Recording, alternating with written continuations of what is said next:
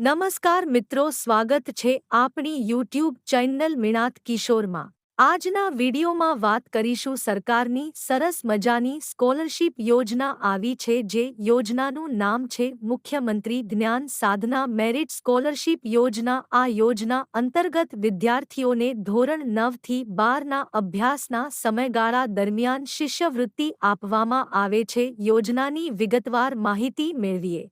ખાસ આ વિડિયો તમારા મિત્રો સાથે શેર કરજો। ચેનલમાં નવા આવેલા હોય તો ચેનલને સબસ્ક્રાઇબ કરજો। તો ચાલો વિડિયો શરૂ કરીએ। આ સ્કોલરશિપ યોજનાનો લાભ લેવા માટે વિદ્યાર્થીએ એક પરીક્ષા આપવાની હોય છે અને આ પરીક્ષાનું આયોજન છે તે રાજ્ય પરીક્ષા બોર્ડ ગુજરાત રાજ્ય ગાંધીનગર દ્વારા કરવામાં આવે છે, જેનું નામ છે મુખ્યમંત્રી જ્ઞાન સાધના મેરિટ સ્કોલરશિપ યોજના। વર્ષ 2025 ધોરણ 1 થી 8માં સરકારી અથવા અનુદાનિત પ્રાથમિક શાળાઓમાં સળંગ અભ્યાસ કરી ધોરણ 8નો અભ્યાસ પૂર્ણ કરેલ હોય તેમજ બાળકોનો મફત અને ફરજિયાત શિક્ષણનો અધિકાર અધિનિયમ 2009 આરટીઈ એક્ટ 2009 અને તે હેઠળ રચાયેલા બાળકોનો મફત અને ફરજિયાત શિક્ષણનો અધિકાર નિયમો 2012 અન્વયે 6 થી 14 વર્ષના નબળા વર્ગોના અને વંચિત જૂથના બાળકોને સ્વનિર્ભર શાળાઓમાં વર્ગની સંખ્યાના 25%ની મર્યાદામાં મફત શિક્ષણની જોગવાઈ હેઠળ સ્વનિર્ભર શાળાઓમાં ધોરણ 1માં પ્રવેશ મેળવીને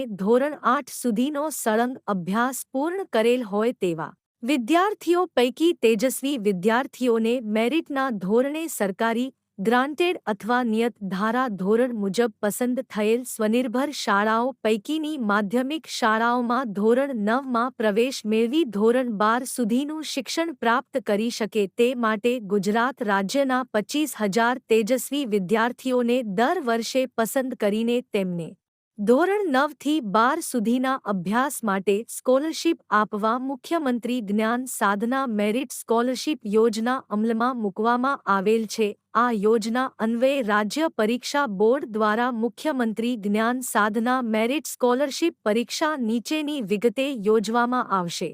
પરીક્ષાનું જાહેરનામું છે તે તારીખ 25/2/2025ના બહાર પાડવામાં આવ્યું છે। પરીક્ષાનું રજિસ્ટ્રેશન ફોર્મ ઓનલાઈન ભરવાના સમયગાળાની વાત કરીએ તો તારીખ 25/2/2025 થી તારીખ 6/3/2025 સુધી વિદ્યાર્થીએ ઓનલાઈન ફોર્મ ભરી શકાશે। આ પરીક્ષા માટે કોઈપણ પ્રકારની ફી ભરવાની રહેશે નહીં। આ પરીક્ષા તારીખ 29/3/2025ના રોજ લેવામાં આવશે। કસોટીમાં બેસવા માટેની પાત્રતાની વાત કરીએ તો સરકારી અથવા અનુદાનિત પ્રાથમિક શાળાઓમાં ધોરણ 1 થી 8નો સળંગ અભ્યાસ કરી ધોરણ 8માં અભ્યાસ કરતા હોય કે ઉત્તીર્ણ થયેલ હોય તેવા આવકની મર્યાદા ધ્યાને લીધા વગર તમામ વિદ્યાર્થીઓ પરીક્ષા આપી શકશે। આરટીઈ એક્ટ 2009ની કલમ 12(1)(c) ની જોગવાઈ હેઠળ સ્વનિર્ભર શાળાઓમાં 2/5ની મર્યાદામાં ધોરણ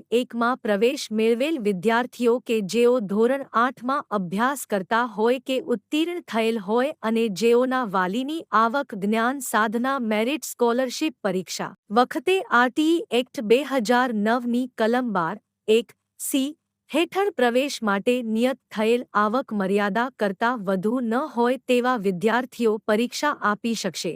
આ પરીક્ષા બહુવિકલ્પ સ્વરૂપની અને વિવિધ હેતુલક્ષી સ્વરૂપની multiple choice question MCQ based રહેશે। આ પરીક્ષાનું પ્રશ્નપત્ર 120 ગુણનું તથા સમય 150 મિનિટનો રહેશે।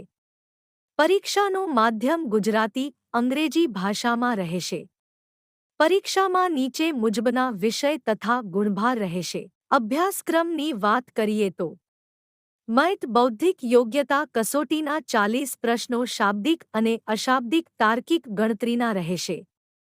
આ પ્રશ્નોમાં સાદ્રશ્ય, એનાલોજી, વર્ગીકરણ, ક્લાસિફિકેશન, સંખ્યાત્મક શ્રેણી, ન્યુમેરિકલ સિરીઝ, પેટર્ન પરસેપ્શન, છુપાયેલી આકૃતિ, હિડન ફિગર, ધોરણને અનુરૂપ સામાન્ય જ્ઞાન વિષય આધારિત પ્રશ્નો રહેશે।